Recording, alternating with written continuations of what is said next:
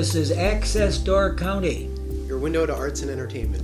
And I am absolutely delighted to be able to ask some questions of these two wonderful artists, David Utzinger, who is sitting beneath the portrait of his great-grandfather, and his lovely wife of how many months? 11. 11, yeah. Well, my goodness gracious, they're going to be celebrating a couple wonderful events here in the next 30 days, including the opening of the Gerhard CF Miller Gallery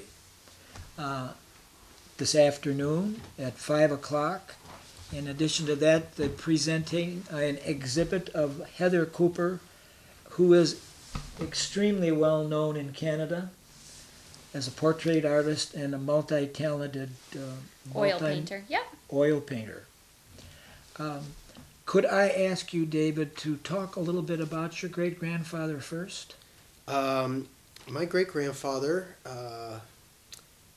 he founded the Miller Clothing House, which was one of the first clothiers in Sturgeon Bay. And I think he ran that up and through the 1920s or 30s. My grandfather, Gerhard, took over the business from my great-grandfather Adolf in the 1930s, and he bought the business off my great-grandfather and off of his brother Elwin and his sister Skip. So he started the Miller's Clothing House. He lived to be 97 years old, and he lived next door to this house all his life. After he died, Skip and Dawn, Skip was my grandfather's sister, and her husband moved the house across the street, and it became the Grey Goose Inn for a long time. I don't know what it is anymore, but Still there. it's still there, yeah. And so he was a first-generation Door County native, and my grandfather was the second generation. Well, I understand in addition he was a builder and a very successful investor. Yes, that's true, yeah. He invested in Bay Lake Bank long ago. Well, he also invested in that little island in the middle of the Fox River in Green Bay. Yeah. Called Fort Howard. Yeah. How would you, in your own mind, sum up the life of Gerhard? I would say he was incredibly active and creative. I guess in 2 or 3 words, activity, creativity, imagination, and perseverance. He built this entire house mostly by himself during the Great Depression, and the amount of detail that's gone into this house is unbelievable. He for example, every hinge in this house has a ornate decorative element that goes across the door. They weren't wrought iron, but they're actually made out of masonite and made to look like wrought iron. Each one's hand carved to look like pounded iron. So it's that kind of detail that went into the house. He worked all day long in Miller's Clothing House, and then would come home and either work on the house or study art. As a result, I think he started, really coming into his own probably in his 40s and 50s as an artist, when most would probably have come in their 30s. But he had so many things going. I mean, the creative output was unbelievable. Most people... How tall was Gerhard? It's about 5'4", 5'5".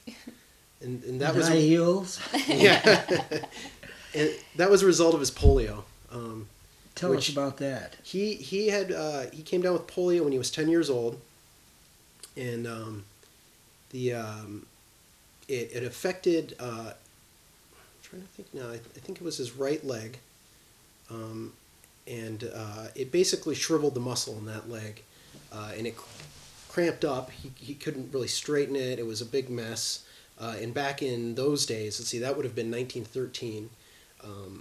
he was sent to this really awful sanitarium, is what they called it back then, and they corrected his leg, descriptions of which are in his book and are pretty horrific.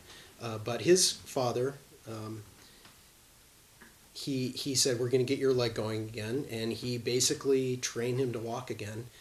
The doctors told him he would never leave a wheelchair, and he was, I think, out of the wheelchair by the time he was in his teens, and didn't end up back into a wheelchair until he was in his mid-90s. He always walked with a cane, but it didn't slow him down. It didn't slow him down at all. No, he traveled all over Europe, and actually, as a result of his polio, it was kind of a mixed blessing, I think. And you'll actually find a lot of this in the arts. He couldn't do anything. He was in bed. Everybody was playing. He was bored, so he started drawing, and that's when he discovered that he could draw. Nobody else in the family knew where the art came from. Nobody else in the family had ever exhibited any interest in art. So the polio was maybe a mixed bag, as it is for maybe someone like Itzhak Perlman or FDR. How much did he weigh? I don't know, 140 pounds. He must have been an incredibly strong man. He was very strong, yeah. I mean, I look at these stones, the timbers. I think he must have had help with the framing. But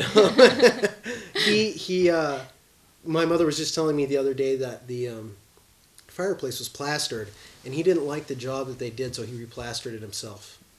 I mean, he and to do all this with a crippled leg is also impressive. He completed all these carvings? He did all the carvings by hand. He And had a carving set. He pounded out the wrought iron chandeliers. Now, he didn't. This house was built in 37. Was completed in 37. It wasn't completed. All the nooks and crannies weren't done. The shelves were finished later. The chandeliers were finished later. But the basic house was all there in about 2.5 years. He must have been fascinated by boats. Oh, definitely. Well, the house is very boat-like. It's got the two front. The entrance of the house, the two front posts, come from a schooner that had sunk out in the bay. There's also the bell tower from the schooner is out there as well. You were pointing across the bay to the Potawatomi State Park? Yeah, as far as I know, it was just outside of just directly out the window that he saw it. And how did he retrieve? I think he went out there and got some. Saw? Yeah, with a saw, or even got some guys to help him. But now, Adolf, this portrait was painted by Lester Bentley. Les Bentley, yeah, he was a famous portrait artist. His most famous portrait is probably of Ike Eisenhower, shortly before Les died. Les Bentley died, I think, in the late 50s or early 60s. And I understand that he traded one of the first mock-ups for a piece of painting, or a painting by Gerhard, and that the other painting hung in the Miller Clothing House for That's right. Yeah, time. it hung there for a really long time. It's quite an attraction. How old was he when he passed on? Les Bentley? No, your Gerhard. Oh, my grandfather. He was 100. So he lived 3 years longer than his father. That's right. His father was 97 when he died, and my grandfather made it to 100. He said he was like George Burns. He wanted to live to be 100, and he did it. He, just like everything else, he was very determined, and he did it. Well, he was also an author. Yeah, he wrote several books. A book on Door County called The Other Side of the Door. Book on his own life. And a book on castle hunting, which he and my grandmother Ruthie loved to do. They would drive around Europe and look for old ruined castles and castles in great shape. And this book basically is a guide to the various castles that they loved and that he drew pictures and painted pictures of. And it's got a little, on the corner of every drawing, there's a little flag. And if the flag points up, the castle is in great shape. If it's crooked, it's okay. And if it's broken, it means the castle is in disrepair. Well, there were two remarkable women in his life. Yes. Why don't? And Well, I understand both of them were very creative in their own rights. Yeah, my grandmother Edna, his first wife, and my mother's mother, obviously, my biological grandmother, died in 1956 from bleeding ulcer, and she did all of the paintings of Norwegian rose mauling in the house. If you were to walk around the house, you'd see on the panels of the doors and the cupboards traditional Scandinavian folk art called rose mauling. And my grandmother, Ruth Morton, she went to art school in the 20s, back when a lot of women didn't do anything like that. And she studied interior design and was actually a very, very, very good artist as well, visual artist. We have very few, but a number of very nice sketches that she did, and most of them are design oriented. They're very much in the Art Deco style, and she lived to be 99. So, Well, your biological grandmother mm-hmm. and your grandfather produced two remarkable children. Right, yeah. My Uncle Dave and my mom, Margie. I wish we could flash to that picture in the bathroom. Oh, I understand this. They were standing in front of this window. yeah. There was. Was it was cold here in the winters before they had when they had coal heat, and when they were little, they would stand in front of the heater, and they had the onesies, the pajamas that covered your whole body and had the trap in the bottom, and the pictures of watercolor of them standing in front of that, and they would forget to button their bottoms. Well, tell me about your mother. I know I consider her a world-class rose mauler. But she's top notch. Well, in terms of her rose mauling, she started rose mauling.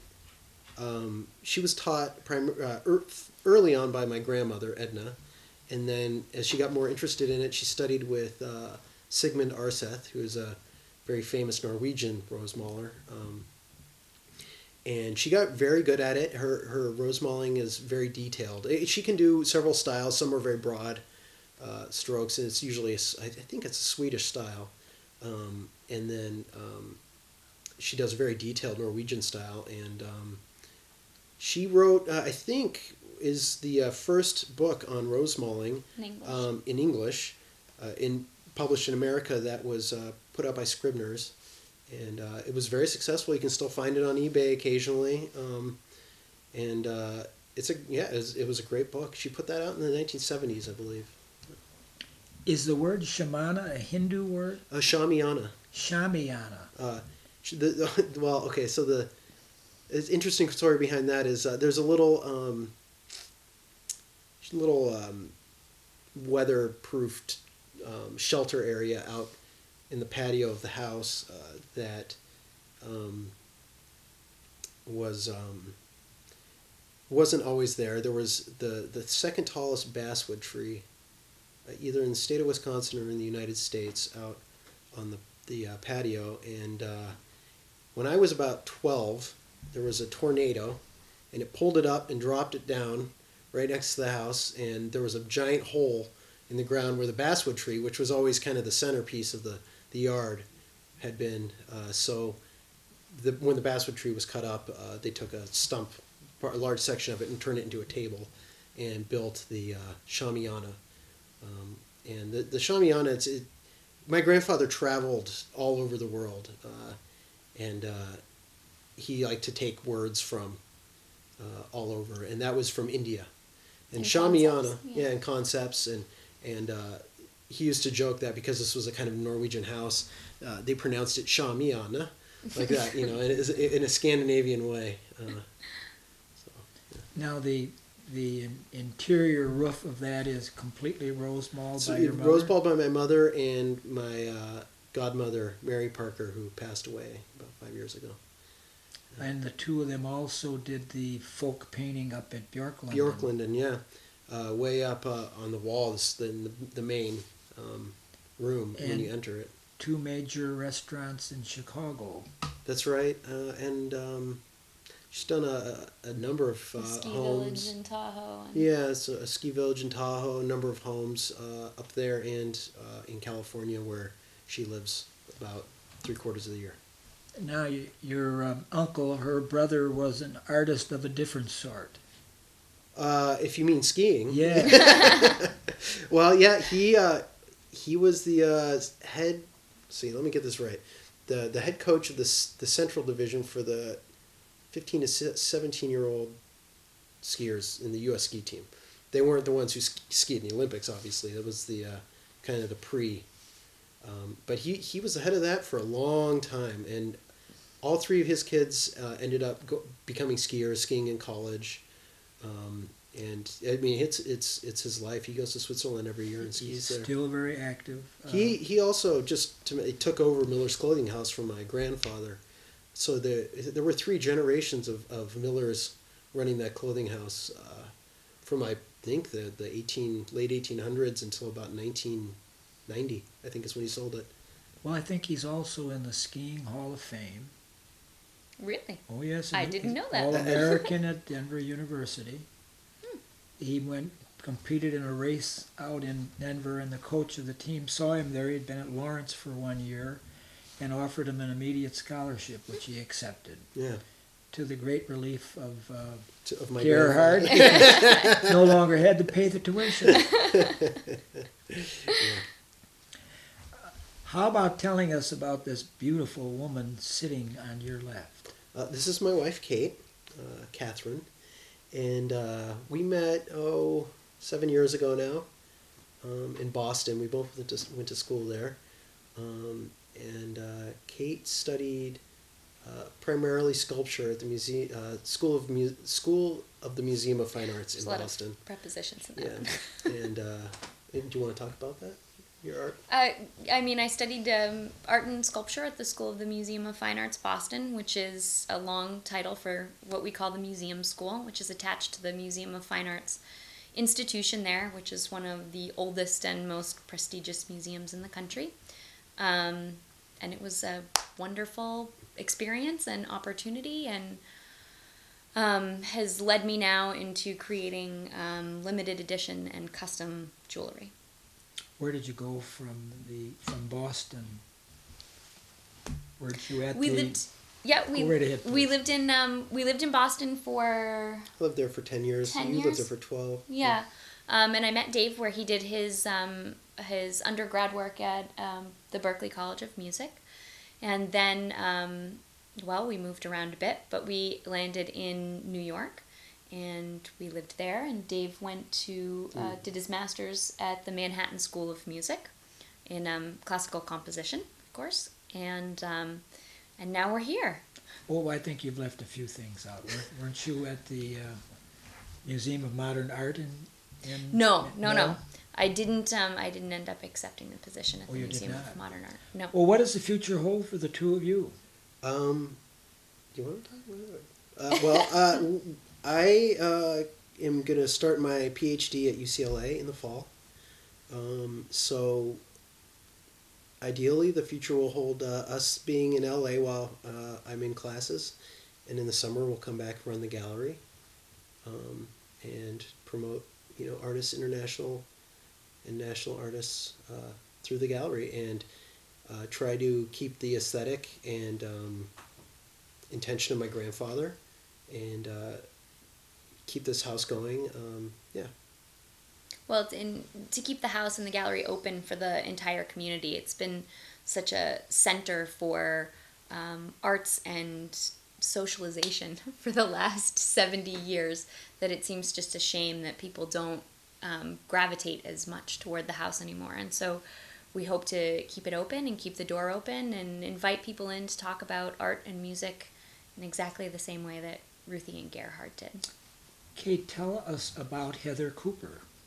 Heather Cooper is a Canadian artist, an oil painter. She has had a long and illustrious career.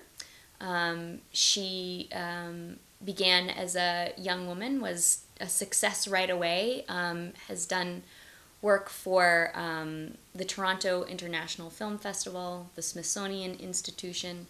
She's got work at the Houston Museum of Art. She's done the Pope John Paul II's portrait, Alex Trebek's portrait, Bobby Orr's portrait.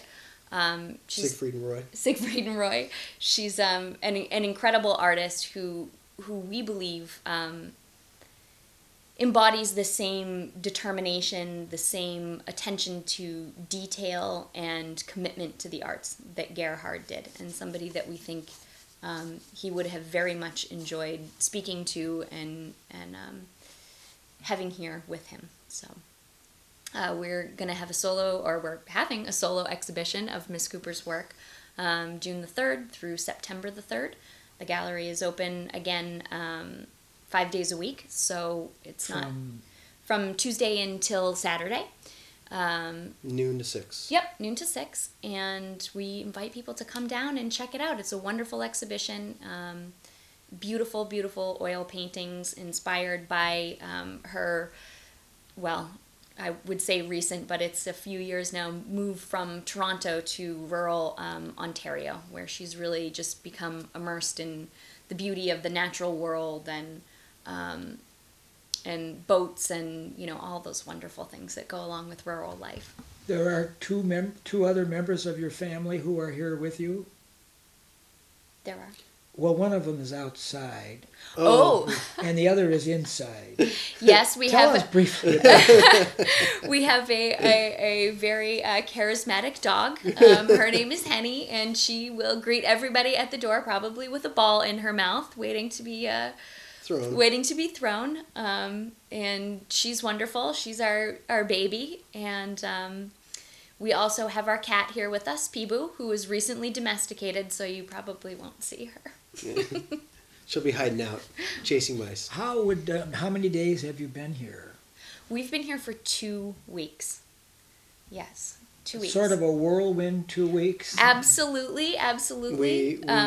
We drove in. We drove all night from New Hampshire. From my family home in New Hampshire, 21 hours. 21 hours, and went to bed at 6, and got up at 10, and got a phone call that someone was going to be looking at the gallery to take pictures of it. That the Pulse was coming out to take pictures of the gallery. So we got right to work. And we painted the parts of the gallery and hung it with Gerhard's work and got it set up as fast as we could, and haven't slowed down since. Well, you both look crisp and well, thank you. I mean, you look so nice today. I've been here on occasions and saw you in your working clothes.